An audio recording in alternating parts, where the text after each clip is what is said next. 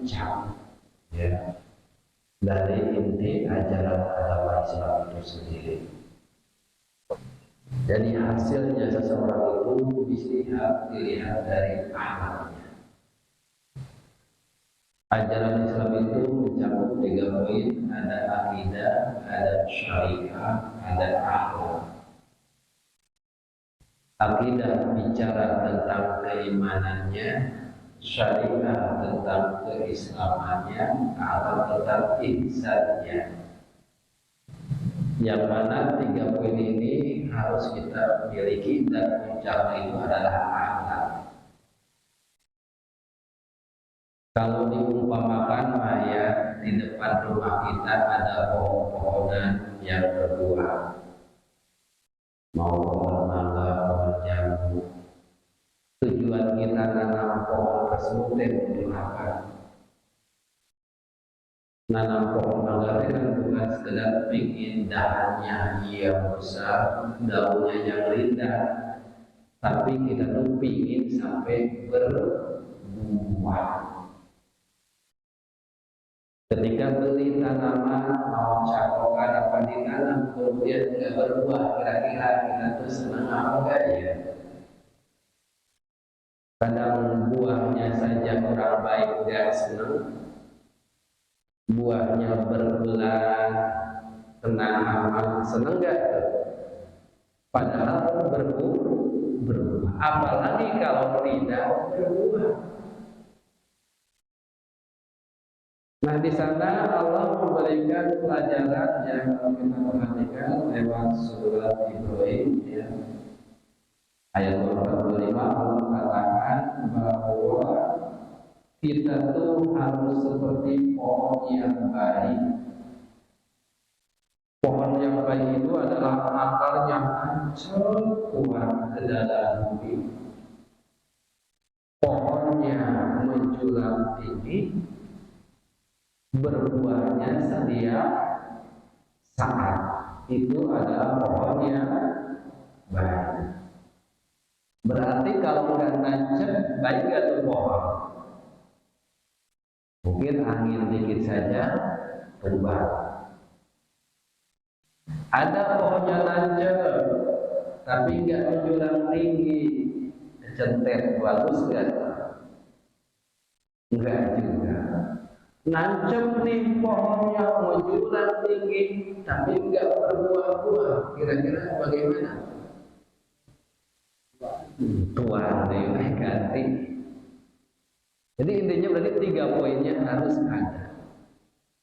Nah, kalau diumpamakan tadi seperti pohon, akidah itu adalah akar yang harus kuat. Akar itu harus kuat, nancep, berarti akidah pun harus kuat. Kalau akidahnya nggak kuat, zaman sekarang kita perhatikan mudah orang Islam terbawa kemana-mana. Ya kan? Kenapa akidahnya tidak kuat? Mudah oleh, mudah kembang, mudah terbawa. Apalagi kalau nggak nancep tuh akarnya ya, mudah terbawa nggak? Eceng gondok, akarnya nancep nggak? Ada angin ke bawah-bawah? Nah, orang yang akidahnya nggak kuat, nggak nancep, mudah terbawa. Ada budaya dari luar dia ikuti, walaupun itu bisa merusak akidah. Maka poin akidah harus kuat. Setelah akidah harus kuat, pohonnya menjulang tinggi, artinya pohon menjulang itu gambaran sebuah ibadah syariah. Akidah kuat, ibadah pun harus rajin. Kekhawatiran akidahnya kuat, nancep hari ibadahnya malas. Ibadah pun harus rajin, sehingga menjulang tinggi itu terlihat. Tapi terlihatnya pun bukan karena ingin dipandang oleh manusia, tapi ingin dipandang oleh Allah Subhanahu wa Ta'ala. Tinggal diatur oleh kita dengan hati kita. Berikutnya yang ketiga yaitu tentang buahnya. Yang kita harapkan itu adalah dua. Maka dari akidah yang kuat, ibadah yang rajin, yang kita harapkan muncul akhlak yang baik. Maka kalau akidah kuat, ibadah rajin, akhlaknya jelek, kira-kira masih jelek gak tuh? Dan akan ada gak orang yang seperti itu? Ini akidah kuat, ibadah rajin, tapi akhlaknya jelek. Akan ada yang seperti itu? Akan ada. Tetapi ketika bicara udah akhlaknya bagus, insya Allah ibadahnya rajin, akhlaknya Jadi kalau ingin ngecek di pohon mangga kita bagus sudah, ambil buahnya, lihat ini berulat, berpenyakit berhama atau bulannya ada atau tidak. Bisa jadi buah menjulang tinggi tapi mangganya ada hamanya, bisa kan kejadiannya. Artinya tadi ibadah rajin, akidah kuat, tapi akhlaknya jelek. Nah, yang akan kita bahas adalah tentang masalah yang sudah jelas, akidah harus bagus, akhlak harus bagus juga. Jadi sepaket. Tapi catatan tadi bisa buahnya bagus, tapi pohonnya bisa jelek. Kalau kita ingin ini pohonnya bagus, enggak, lihat aja buahnya. Kalau ada hama berarti hakikatnya walaupun dia kuat menjulang tinggi tetap ada hama. Artinya kalau orang ngerasa udah akidah hebat, ibadah rajin, akhlak jelek, tetap ada kejelekan. Sehingga Rasul pantas inna ma'ulistu li'utabi makarimal, sesungguhnya kamu diutus adalah untuk menyempurnakan amal. Maka ayatnya kemarin yang akan kita lanjutkan sekarang tentang ibadah rahman itu adalah bicara tentang akhlak. Ini gambaran bagi kita. Ketika akidah udah kuat, ibadah rajin, bagaimana akhlak kita? Dan ibadah rahman adalah akhlak yang Allah berikan yang harus kita penuhi. Bagaimana kita ingin jadi hamba yang disayang oleh Allah? Akhlaknya seperti apa? Dan akhlak itu bukan bikinan, tapi memang bawaan dari dalam jiwa kita. Dan akhlak itu pun alat ukurnya bukan kacamata manusia. Dan akhlak itu pun berbeda dengan adab dan tata krama. Akhlak itu nilai baik buruknya adalah Al-Quran, wahyu Allah dari Allah. Sementara kalau alat ukurnya adab, tata krama itu adalah dari manusia. Sehingga terjadi Rasulullah SAW memberikan contoh kepada kita. Ketika beliau usia sebelum 40 tahun, gelar beliau apa? Kata masyarakat waktu itu gelarnya adalah Al-Amin. Orang yang terpercaya, yang jujur, sesuai anak soleh. Tapi setelah 40 tahun, bagaimana sebutan waktu itu? Disebut Al-Majnun, orang gila. Padahal berubah jelek ya akhlak tersebut. Rasul yang awalnya Al-Amin pun bisa disebut Al-Majnun, padahal akhlaknya sudah sangat baik. Jadi dilihat oleh masyarakat sudah bagus. Tapi ketika menjalankan ketentuan dari Allah, maka disebut Al-Majnun. Kira-kira kita dengan Rasul perilakunya udah bagusan siapa ya? Rasul ya? Ya. Rasul yang sudah Al-Amin disebut orang gila. Terus kita Al-Aminnya dapat belum? Kira-kira sebutannya apa ya?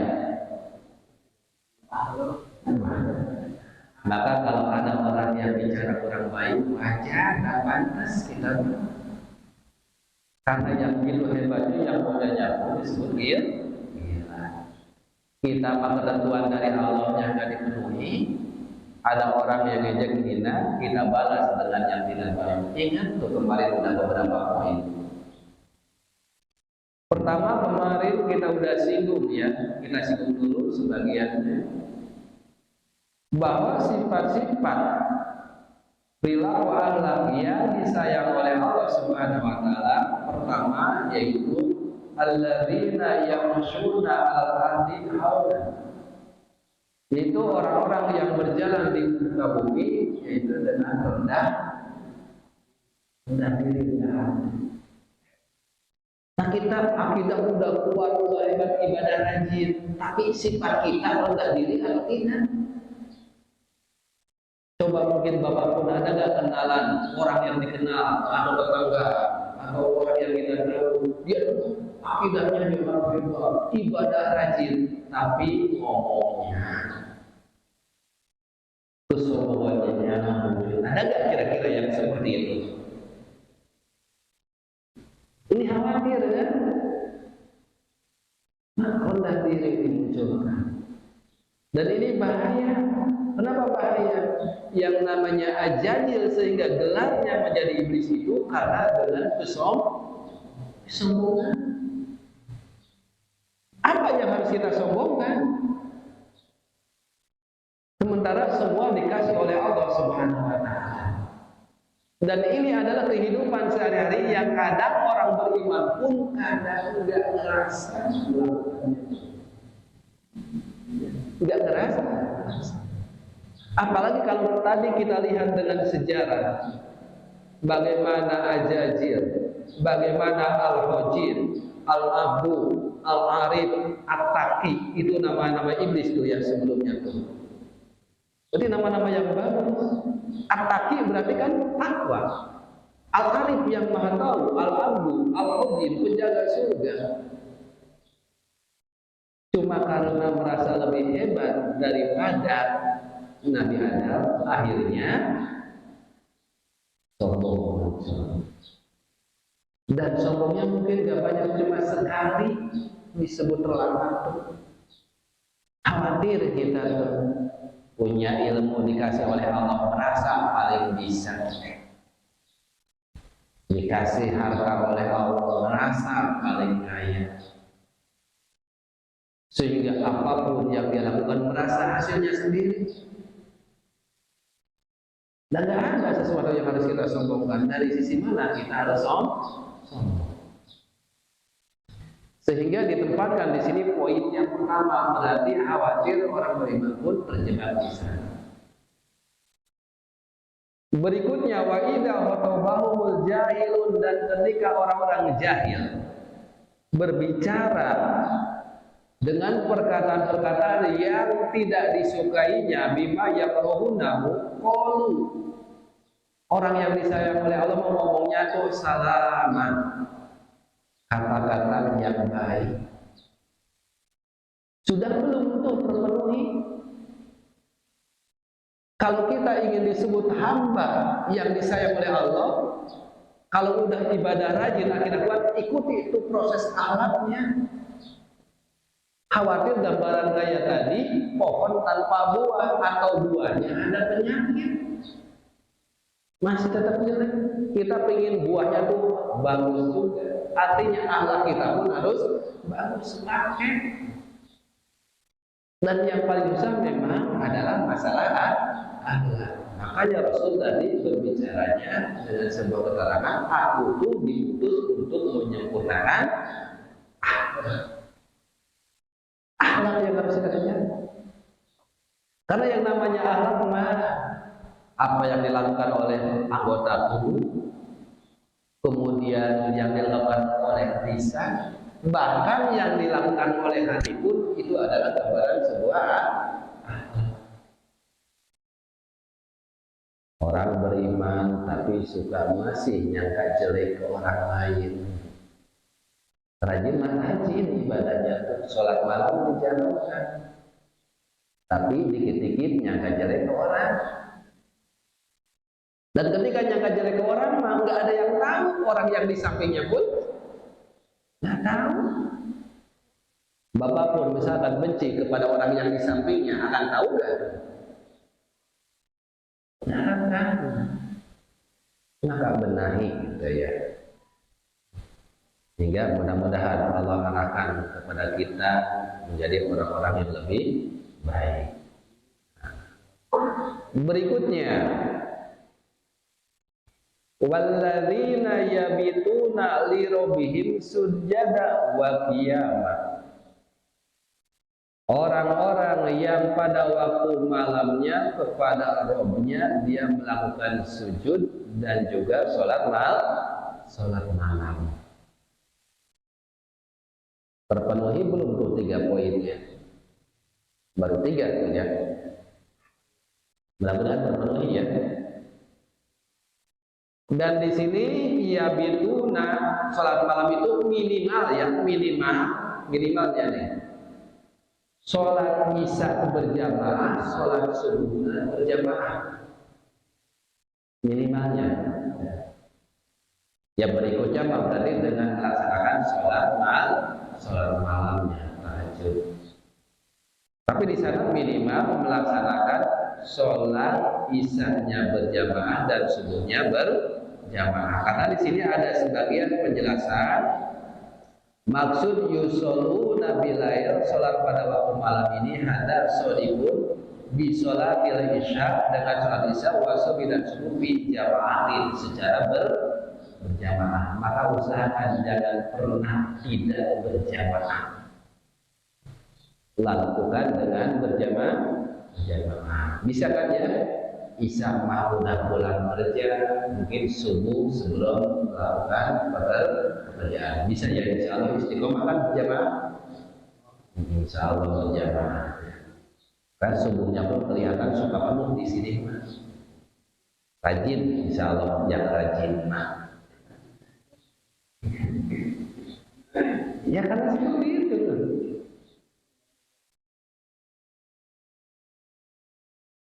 Kenapa di sini bahasanya yabituna sholat malam? Li'anal ibadata bilail abadu aniriya, karena ibadah bilail pada waktu malam abadu lebih jauh aniriya daripada riya, lebih terjaga sholat malam dari riya.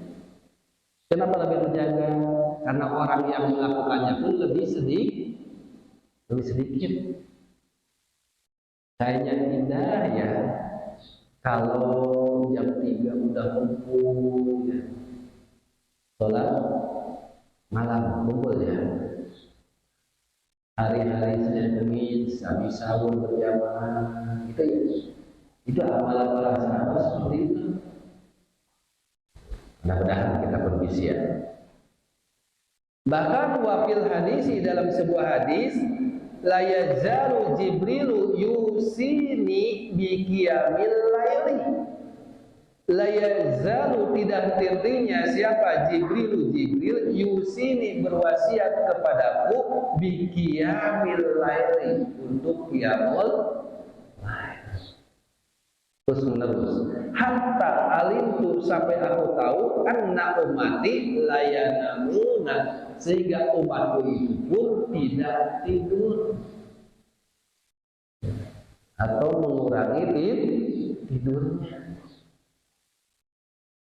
Itu terus menerus Rasulullah SAW, malaikat Jibril selalu diberi peringatan, sehingga umatnya pun berusaha untuk mengikutinya. Layanamu anak akhir layar, tidak tidur pada akhir malam. Mudah-mudahan Allah mampukan kepada kita semua. Ya tadi minimal, jadi minimal banget sholat isya berjamaah, subuh berjamaah. Walakin tetapi ulama kasrat sholat bil lail, tetapi ketika kita mampu banyak sholat pada waktu malam, karena khairun, maka itu lebih bagus. Dan itulah amalan-amalan para nabi, para siddiqin, syuhada, sholihin. 3 poin. Berikutnya, ketentuan ingin menjadi hamba Allah yang disayang oleh Allah dan merupakan ini jati diri akhlak orang beriman, yaitu walladzina, dan orang-orang yaqulu senantiasa berbicara, berkata, berdoa dengan doa Rabbana srif anna, Rabbana wahai Rabb kami, isrif anna, palingkanlah kami semua adalah jahanam, jauhkan dari siksa neraka jahanam. Inna adzabaha kana gharaman, sesungguhnya siksa neraka jahanam kana gharaman, yaitu siksaan yang sangat kekal. Nah, itu berarti berdoa dijauhkan dari siksa neraka. Innaha, sesungguhnya neraka jahanam saat, yaitu tempat pembalasan, mustaqoron, tempat menetap, waqoman, dan juga tempat kediaman. Menetap dan tempat kediaman yang kekal. Naudzubillah min dzalik. Sudah belum tuh poin-poin itu dilakukan? Kalau belum, paksakan. Kalau belum, usahakan. Kalau belum, lakukan. Terutama tadi tuh yang berat, rendah diri. Kalau orang berkata tidak baik, maka balas dengan perkataan yang baik. Kemudian sering bangun sholat malam dengan catatan minimal isya berjamaah dan subuh berjamaah, dan itu banyak keterangan kan ya, banyak keterangan tentang isya dan subuh diharapkan menyambung berjamaah. Kemudian berikutnya, tempat berdoa kepada Allah mudah-mudahan dijauhkan dari siksa. Kemudian berikutnya, walladzina, dan orang-orang idza anfaqu, ketika dia mengeluarkan hartanya, baik ke keluarga, baik ke tetangga, baik untuk pembangunan. Nah, berarti ada pengeluaran harta, dan ketika kita mengeluarkan sebenarnya itu tuh lagi memberikan pinjaman kepada Allah. Cuma kita malu dengan bahasa memberikan pinjaman. Yakin nggak bagi kita bahwa yang diberikan kepada kita itu adalah milik Allah? Yakin ya milik Allah? Hanya di ayat yang lain kan, inna Allaha ashtara minal mu'minina anfusahum wa amwalahum bi anna lahumul jannah. Sesungguhnya Allah membeli kepada orang beriman jiwa dan, jadi kalau kita ngaku iman, berarti harta dan jiwa kita milik siapa? Milik Allah. Kemudian Allah berbicara, coba pinjam jiwamu, pinjam hartamu. Ketika Allah memberikan pinjaman dan kita tidak memberikannya, kita malu. Karena bahasanya Allah pinjam, mau diambil pun boleh, tidak milik Allah. Tapi Allah bahasanya pinjam. Maka mau tidak berusaha untuk memberikan pinjaman kepada Allah, dan pinjaman dari Allah itu akan dibalas berlipat-lipat. Dan itu yakin. Ya. Nah, kalau nggak salah baru nyampe itu ya, sampai itu. Sekarang lanjutan berikutnya. Walladzina, dan orang-orang berikutnya, la yad'una ma'allah ilahan akhar, yaitu orang-orang yang berdoa kepada Allah tanpa ada Tuhan selain Allah. Jadi tempat memohonnya hanya kepada Allah. Karena memang yang memberi pertolongan itu hanyalah Allah. Dan kita pun selalu mengucapkan dengan kalimat tauhidnya, la ilaha illallah. La ilaha, tiada Tuhan selain Allah. Cuma mana ilahnya itu ternyata kalau kita buka dalam kamus mujid aja ya. Mana ilah itu dalam kamus mujid bisa artinya sakana lahu, sakinah, menenteramkan. Berarti kalau la ilaha illallah, tiada yang menenteramkan hanyalah Allah. Berarti tidak ada selain Allah yang bisa menenteramkan kita. Benar tidak? Yang menenteramkan kita hanya Allah. Benar ya? Alhamdulillah, yang menenteramkan hanya Allah. Kalau 2 minggu nggak punya uang, tenang-tenang kan? Tenang-tenang nggak 2 minggu nggak punya uang? Jangan 2 minggu, seminggu ya. Terus yang menerangkannya Allah apa uang kalau gitu?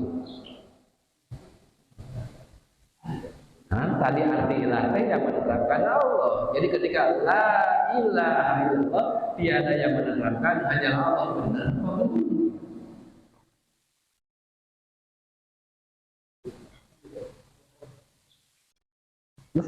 Tidak punya uang, tenang, tenang. Nanti berarti kalimat tauhidnya bisa berubah. Yang awalnya la ilaha illallah, tiada yang menerangkan, hanyalah Allah, jadi berubah la ilaha illallah. Tiada yang menerangkan, hanyalah Allah. Hingga ya nggak punya uang, tenang we, tenang, dan enak ya santuan. Tapi itulah kehidupan sehari-hari. La ilaha illallah. Kalau masalah mahbub yang kita ibadahi udah jelas Allah. Mahbub yang kita cintai Allah. Maksud yang kita tuju hanyalah Allah. Dan gitu kalimat tauhidnya.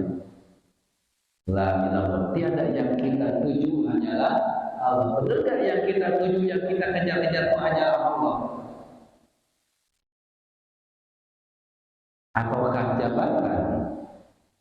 Ataukah pekerjaan? Yang kita cintai benar hanyalah Allah? Kadang kita dirusak dengan kecintaan kepada selain Allah. Jadi nggak ada ilah-ilah yang lain, nggak ada yang dicintai yang lain. Ketika bentrok kecintaan pun, mana yang lebih besar cintanya? Bukan nggak boleh kita cinta dengan keluarga, bukan nggak boleh kita cinta dengan pekerjaan kita, tetapi ketika bentrok dengan ketentuan dari Allah, dengan kewajiban kepada Allah, mana yang harus kita utamakan? Dan ini sehari-hari kadang kita diuji. Diujinya bagaimana? Selagi libur, lagi bekerja, datang waktu zuhur, ninggalin kerjaan, langsung ke masjid, atau bahasnya tahun dulu kan? Kira-kira mana tuh?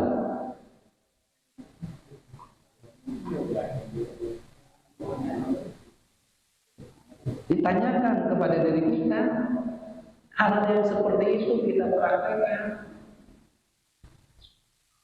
Bagaimana yang para sahabat begitu langsung tinggalkan ini makan dan jangan komat. Jadi pas ngumpul di masjid, kalau udah komat baru kumpul. Komat masih dulu, atau datangnya pas aja baru pada datang. Padahal di rumahnya nyantai. Itu mah contoh ya, di masjid yang lain di sini bangga. Masjid yang lain, nggak tahu yang mana yang lain. Berusaha hanyalah Allah Subhanahu wa ta'ala. Bahkan kalau bahasa layaduna ma'allah beserta Allah, berarti dua-duanya diikuti. Kalau diikuti, yang lainnya diikuti. Mungkin kasarnya perintah dari Allah dijalankan, kadang-kadang perintah dari umur dipraktekkan. Itu ya ilahan akhir. Nah kalau untuk ke dukun, insya Allah lah masa orang beriman yang hadir di sini datang ke dukunnya, enggak kan? Enggaklah masa udah rajin sholat isya berjamaah, subuh jamaah masih datang ke dukun.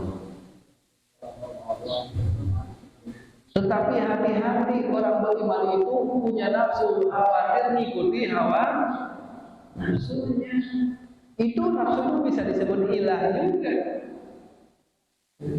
Jadi ilah selain Allah itu hawa nafsu pun termasuk di dalamnya. Sehingga sampai ada istilah ya ibadah jalan, maksiat jalan.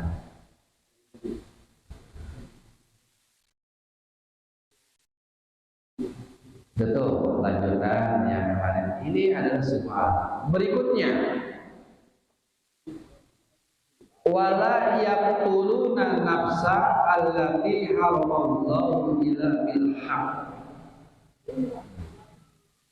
yaitu dia senantiasa tidak membunuh jiwa allati yang Allah haramkan illa bil haqq, kecuali yang hak. Jadi membunuh yang tidak boleh. Bagaimana yang hak, yang membunuh yang hak itu? Yang ketika dia melanggar kerajaan Islam boleh kan sampai hukumannya dibunuh. Kalau membunuh yang hak tersebut, yang takuna mutlaqun lil qatli kal murtad, seperti orang murtad boleh dibunuh, boleh orang murtad. Wajadil muson, jinahnya muson. Kan jinah itu ada buaya muson, ada jinah muson. Kalau jinah yang muson itu berarti orang yang sudah pernah melakukan nikah halal, kemudian jinah rumahnya sampai hanya sampai dibunuh. Itu yang hak. Wal qatil atau pembunuh itu boleh dibunuh lagi. Nah mungkin secara fisik kita nggak mungkin lah yang membunuh ya. Tampang-tampang pendakwa mau bunuh. Tetapi bisa juga di menurut ulama pembahasannya membunuh itu membunuh karakter. Nah ini yang khawatir. Hari membunuh jiwanya mah nggak berani. Tapi ketika membunuh karakternya, orangnya tinggi gede ya. Mau kita bunuh nggak berani, hanya kita yang kalah. Tapi kalau karakternya dibunuh, Bapak berani nggak? Ada berani. Dan bahkan kalau membunuh karakter maka bisa dengan cara lebih mudah, bikin fitnah dan lain sebagainya. Hati-hati itu si apa ya? Hati-hati. Dia suka melakukan hal yang tidak baik, karakternya jadi buruk. Nah itu pun hati-hati, jangan sampai terjadi. Akhlak itu harus munculkan. Kalau kita melihat memang kebenaran yang salah pun jangan sampai dibuka-buka. Ini mah yang baik, kita karakternya buruk. Dan khawatir kita terbawa dengan cara tidak sengaja, ikut-ikutan. Apalagi nanti muslim apa yang hati-hati jangan terbawa arus ya. Karena kadang sebutan lawan politiknya sebutannya yang jelek. Pembunuhan karakter kan sekarang sosial media banyak pembunuhan karakter.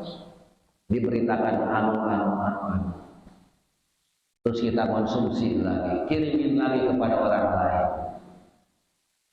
Pembunuhan karakter. Jagalah ya sikap kita. Karena di sini ciri hamba yang ingin disayang oleh Allah itu kayak gitu. Rasul mendengar yang tidak baik saja ditutupi. Kadang umatnya yang ngaku umat Rasul malah bikin-bikin yang tidak baik. Ayo dibuka, ayo dibikin fitnah. Yang tidak ada jeleknya pun dibikin kejelekan. Masih ingat sejarah ya, yang punya rasa malu ketika makan tentu. Masih ingat kan? Bagaimana sikap Rasul menyembunyikan? Coba sekarang ada bau gak enak, mungkin kayaknya langsung dicari-cari. Sebelah mana nih? Sebelah sana. Kenapa? Di sini ada kipas. Tapi bagaimana Rasul ketika ada bau gak enak? Berhubung lagi makannya tadi pesta daging unta. Maka Rasul bicaranya barang siapa yang makan daging unta dia akan berwudu ketika mau sholat. Itu kan bukan penjelasan mau sholat harus wudu dulu karena batalnya makan daging unta, bukan. Tapi mau menyembunyikan tadi siapa yang kentut ketika makan daging unta. Kan gitu. Mungkin kalau sekarang misalkan lagi makan-makan ada jeruk gitu ya.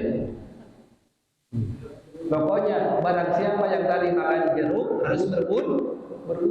Yang makan jeruknya banyak akhirnya wudu semua. Ketahuan nggak yang kentutnya? Enggak. Padahal yang lain itu nunggu-nunggu. Wah, mau sholat siapa nih yang wudu nih? Pasti dia yang kentut.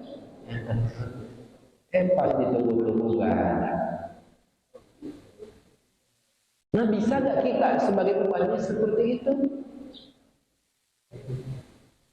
Selalu kita tuh melihat orang lain itu yang seperti itu. Kalaupun mau menegur, jangan di hadapan orang lain. Panggil berdua, mata obrolin. Pak, maaf ya, karena Bapak sebagai anuman, Bapak itu gak baik tadi melakukan seperti itu. Kan gitu. Ini malah langsung mentang-mentang, Bapak minum pakai tangan kiri di hadapan kan gitu. Bagus itu ya, tapi caranya, karena cara dakwah itu kan berbeda-beda. Wa idza ra'at minkumul munkar, kalau kita melihat kemungkaran falyughayyir, memang harus kita ubah. Tapi caranya biyadi, bisa dengan tangan, artinya dengan banyak penunjuk kekerasan. Kalau kita susah dengan tangan, dua lisan, dengan lisan. Bahkan kalau kita dengan lisan pun gak mampu, pamikoli dengan hati kita. Yang penting tadi, jangan sampai adanya pembunuhan karakter. Biasanya kan gitu, saingan. Padahal saingannya bukan saingan yang hebat, cuma saingan jadi ketua RT. Saingan ketua RT sampai membunuh karakternya. Aku mau nggak amanah aja. Kenapa nggak amanah? Iya, lihat aja tahun kemarin pun seperti apa. Nah itu hati-hati ya. Kita berusaha jangan sampai rugi. Akidah udah kuat, ibadah udah rajin, kita rusak dengan alatnya. Iya, kayak mangganya tuh bagus, pas dibelah ada ulahnya. Gak mau kan? Gak mau. Jadi artinya akidah kita udah kuat, ibadah udah rajin, jangan sampai dirusak dengan akhlak perilaku kita. Bisa lah ya. Karena ini memang bagian dari akhlak seseorang. Kemudian berikutnya wala yajnuna, dan jangan juga melakukan zina.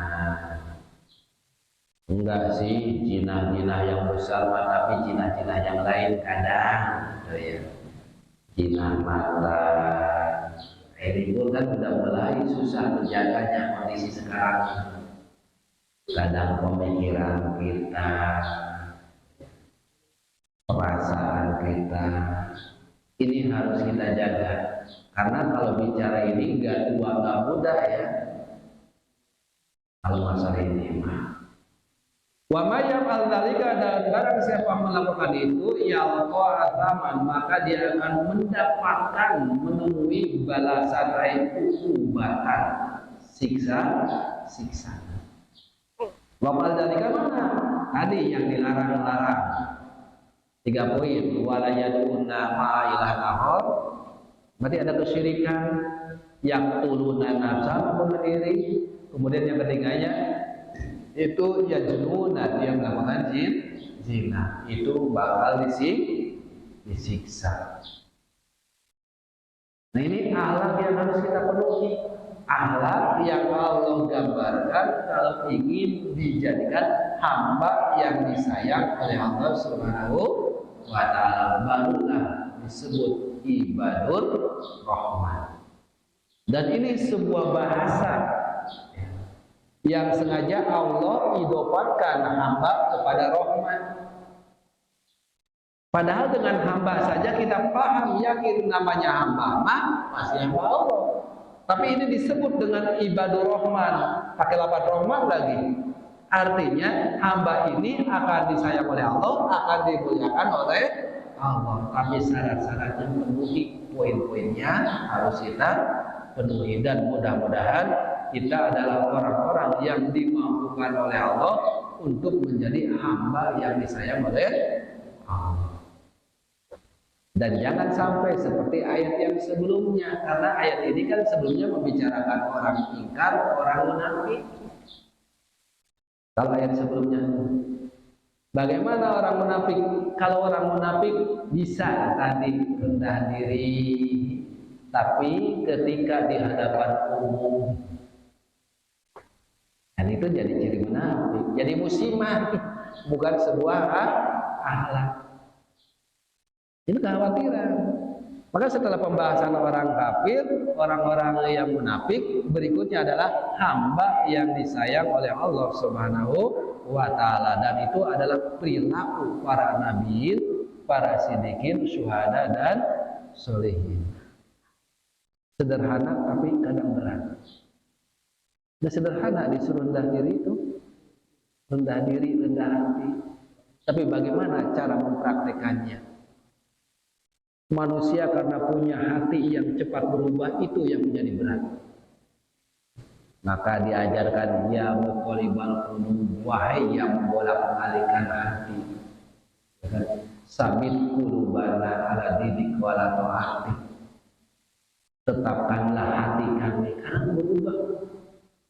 Coba kita pun kadang merasakan waktu taklimah, kadang yang masuk jalan, udah di rumah kadang beda lagi loh. Ya. Kenapa? Hati itu yunakidu fi waqtain, satu detik berikutnya hati nggak bisa berubah. Maka kita memohon kepada Allah, ya Allah istiqomahkan, ya Allah mampukan. Karena khawatir sekarang kita sadar berikutnya tidak. Dan kita selalu terus menerus harus berusaha dan berdoa, berusaha dan berdoa. Apalagi tadi ya, usia udah 40 tahun lebih, entah jatahnya berapa lama lagi kita nggak tahu. Karena dalam sejarah banyak yang ujungnya su'ul khotimah. Ar-Rajal bin Unfuah, orang yang hebat temannya Abu Hurairah, tapi ujungnya dapat siksaan. Padahal yang membinanya Rasulullah Shallallahu Alaihi Wasallam. Banyak tuh yang membina. Bal'am bin Ba'urah ya. Bal'am bin Ba'urah ahli kitabnya itu ya, mungkin bahasanya tangan kanannya Nabi Musa. Orang hebat, doanya mustajab, tapi ujungnya kenapa? Karena mengikuti hawa nafsu dan kehidupan dunia. Maka harus terus menerus dengan sejarah tersebut. Sepangkat Bal'am bin Ba'urah, kalau bicara akhlaknya jelek bisa rusak. Sepangkat Ar-Rajal bin Unfuah, karena punya sifat serakah, ingin dipandang lebih hebat. Kamu pandang ingin lebih hebat, akhirnya rusak. Khawatir kita yang akidahnya kadang gitu ya, naik turun, ibadah akhlaknya pun gak ketulungan, rusak lagi. Maka udah waktunya fastabiqul khairat, berlomba-lomba dalam kebaikan. Karena orang yang sudah taklim pun, yang sudah ngaji pun, itu ada yang dolimun li nafsi, tetap dia bermaksiat.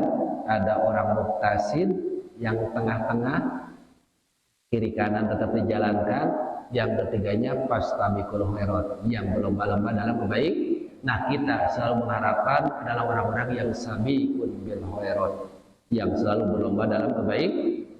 Akhirnya selalu tertambat di masjid. Mudah-mudahan kita yang dimampukan oleh Allah Subhanahu wa Ta'ala. Dan usi nafsi wa yakum, mohon maaf hilaf salah dari pribadi, benar mutlak dari Allah, al-haq min rabbi. Akhir kalam billahi wal hidayah. Assalamualaikum warahmatullahi wabarakatuh.